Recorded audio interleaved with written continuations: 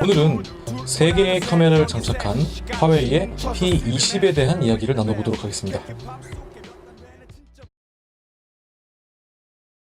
사실 화웨이는 꾸준하게 기대 이상의 모습을 보여줬던 브랜드입니다.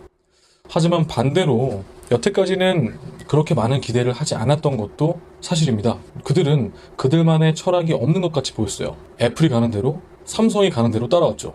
하지만 차라리 색다르지만 구미가 별로 안 당기는 그런 시도들을 하는 것보다는 검증된 방향대로 착실하게 따라왔기 때문에 나쁘지 않았던 것 같기도 합니다. 그러던 화웨이가 조금씩 차별점들을 어필하고 있습니다.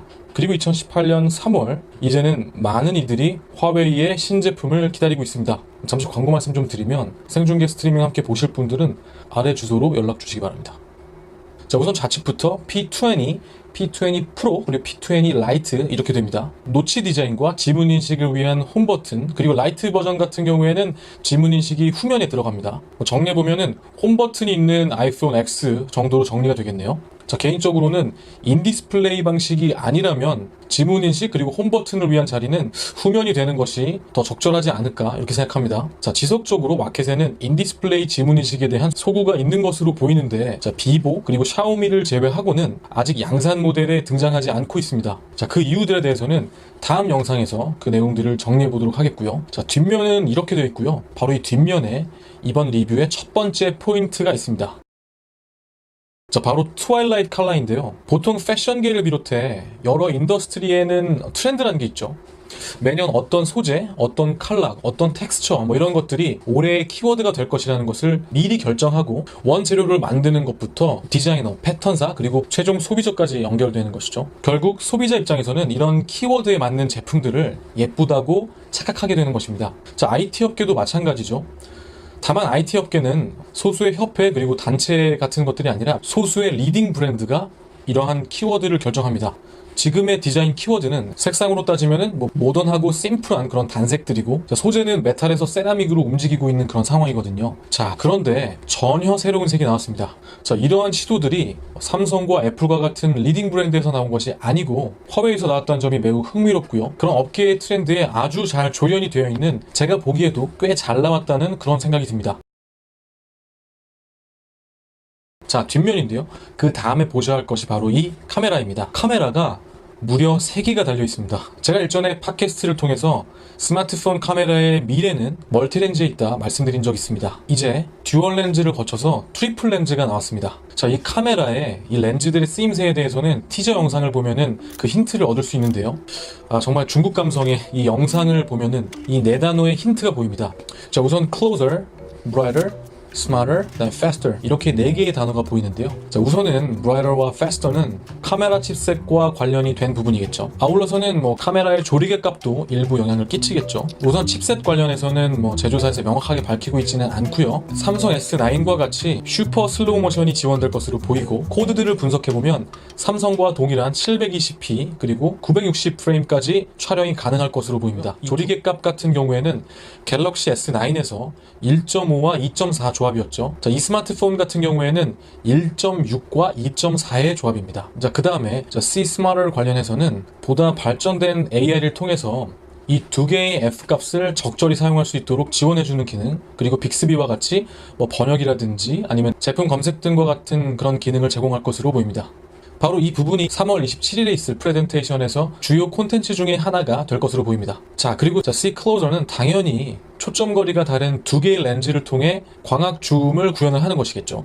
자, 그러면 앞서 말씀드렸던 트와일라이트 컬러와 함께 두 번째 리뷰 포인트, 바로 이 3번째 카메라 렌즈입니다. 자, 앞서도 잠깐 언급드린 것처럼 제 바람은 동시에 여러 개의 렌즈를 통해 촬영된 이미지를 합성하는 방식으로 스마트폰의 태생적인 한계인 센서 크기의 한계를 극복하는 것인데요. 자, 우선은 2개의 렌즈가 초점거리가 서로 다른 만큼 이러한 목적을 위해서였다라면은 복수 개수의 렌즈가 추가가 됐을 것인데, 이 홀수 개수, 그러니까 3번째 카메라 1개만 추가가 된 것으로 보아 아쉽게도 제 바람과는 다르게 이 3번째 카메라는 이러한 기능을 담당할 것 같지는 않습니다.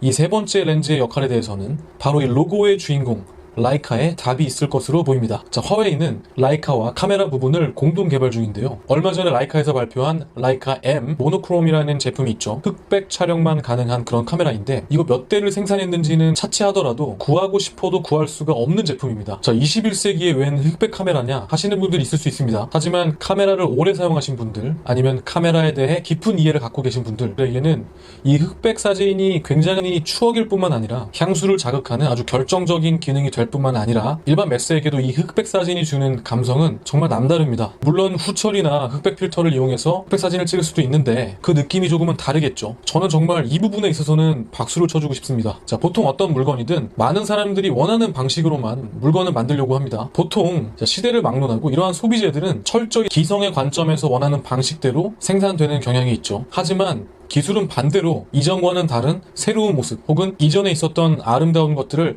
다시 제안할 수 있어야 합니다. 결국 기술이 가야 할 방향이라는 것이 이런 것들이거든요. 자, 마지막으로 개략적인 제품 스펙에 대해서 알아보고 이 시간을 마치도록 하겠습니다. 자, 우선 라이트 버전은 자체 제작한 기린 659 프로세서가 탑재되는데요. 각각 2.36기가 그리고 1.7기가 베니틀 구조의 옥타코어 프로세서고요. 프로라인에는 메이트 10에 들어갔었던 기린 970 프로세서가 탑재될 것으로 보입니다. 자, 이 프로세서가 이번 S9에 들어갔던 프로세서들보다는 약 0.5세대 정도 뒤처진 AP인데 나쁘지 않은 AP고요. 자, 라이트 제품 같은 경우에는 메모리가 4기가, 그리고 스탠다드 프로형 제품들은 각각 6기가와 8기가 메모리가 장착될 것으로 보이고요. 자, 라이트 제품 용량은 64기가부터 시작해서 가격이 50만원대 중반 정도, 프로라인은 100만원대에 육박할 것으로 보인다고 하네요.